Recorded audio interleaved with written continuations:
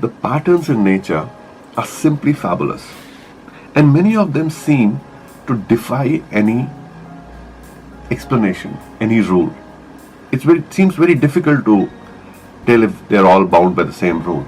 But if we look at things carefully, turn them around, turn the way we look at it, we suddenly find that there are patterns which seem extremely similar, as if there is a rule which is binding these patterns together.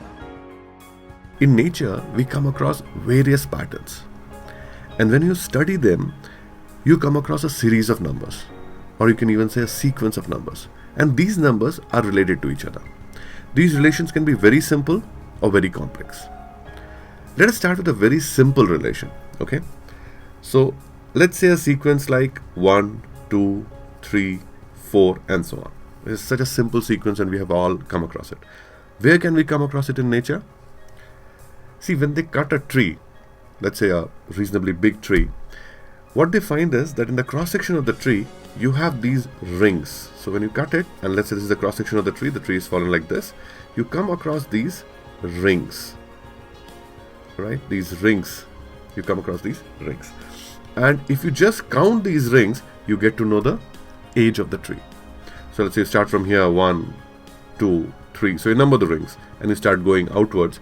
And whatever is the number of the last ring, let's say it's 10, then we'll know that this particular tree was 10 years old. So such simple patterns also occur in nature. Let us look at another sequence. 2, 5, 8, and so on. There is something very similar about both these sequences, and let us see what. If you know the first few numbers in the sequence, you can get all the numbers. Is that not so? If you know this is 1, 2, 3, 4, you know the next one is 5. In fact, if you just knew the first two, 1 and 2, you can find all of them. And what is the rule? You can guess the rule for the first sequence.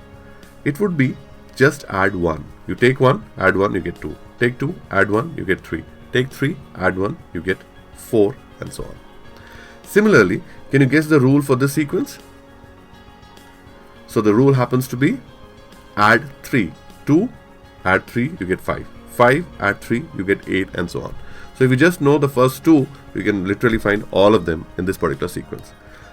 This sequence is known as an arithmetic progression or an AP. It's called an arithmetic progression or an AP. But suppose if you wanted to add it, and therefore we wrote it as say 1 plus 2 plus 3 plus 4 and so on, then it's known as an arithmetic series. Okay, so this is one of the sequences that we come across in nature. Another interesting sequence is what is known as a geometric progression. Let's look at a number 2. Now in that sequence, let's say the next number is 4, 8, 16. Can you guess the next number? So if you guess the next number, then you know that the rule is multiply by 2. 2 times 2 gives 4, 4 times 2 gives 8, and so on. Now in an arithmetic progression, what was happening was you were adding a constant number every time. This constant number, by the way, is known as a common difference. Here what's happening, you are multiplying by a constant number, and that is known as a common ratio. So this sequence is known as a geometric progression. And of course, if you want to add it, then we'll call it as geometric series. Geometric progression also occurs in nature. One of the simplest examples of geometric progression would be how populations grow. So let's say there is a species whose population is X, and after some time it's found, of course assuming the conditions are favorable, it doubles, and after almost as much time again it doubles, and then again doubles. So from X to 2X to 4X to 8X. Then you can see here the rule is simply multiplying by 2. This occurs very fast and is very easy to observe, especially in bacteria. So there are certain kind of bacteria which can double in almost 40 minutes. And of course, I'm sure there will be species which can occur, which can double much faster. The variety in nature is simply amazing. And therefore, it's not possible that there will be only two types of series like what we discussed. There are certain patterns, certain sequences which just astonish us. And what is sometimes even more astonishing is how they were discovered. So there's this series called the Fibonacci series, which is very astonishing. I'll write the series and you try to predict the next two terms after I have written a few. Okay? So the first term is 1, the second term is also 1, and then we get 2, 3, 5, 8, 13, and so on. Now see if you can predict the next two terms and find the rule for it.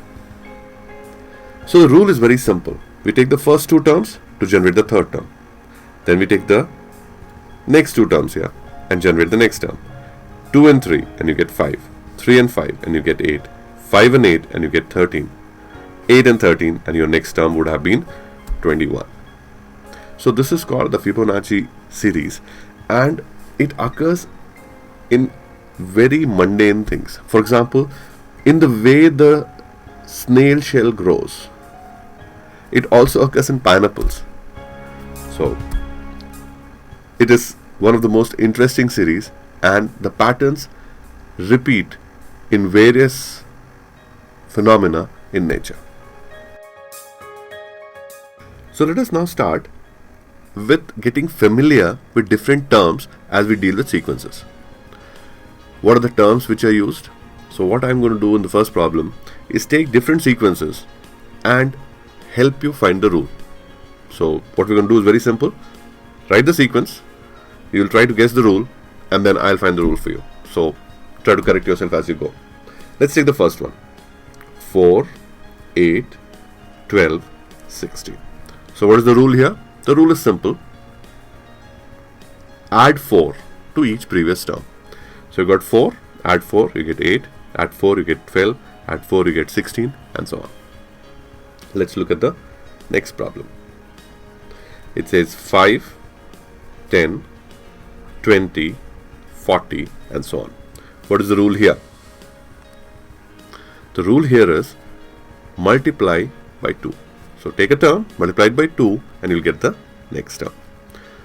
5 into 2 gives you 10, 10 into 2 gives you 20, and so on. Let's look at the third example.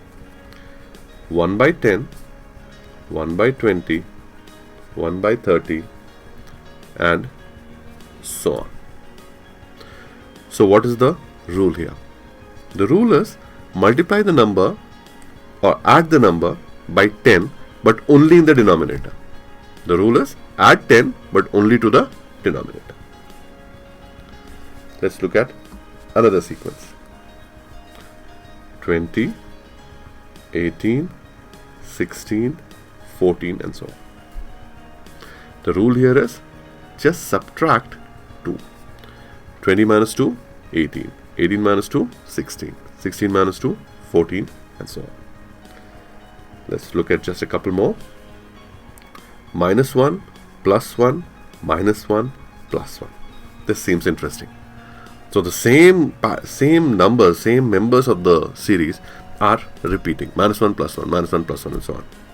So in this sequence, what is the rule? The rule is simply multiply by minus 1. That's all you have to do.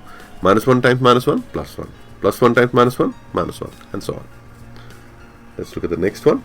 We got 1 by 2, 2 by 3, 3 by 4, and so on. What is the rule here?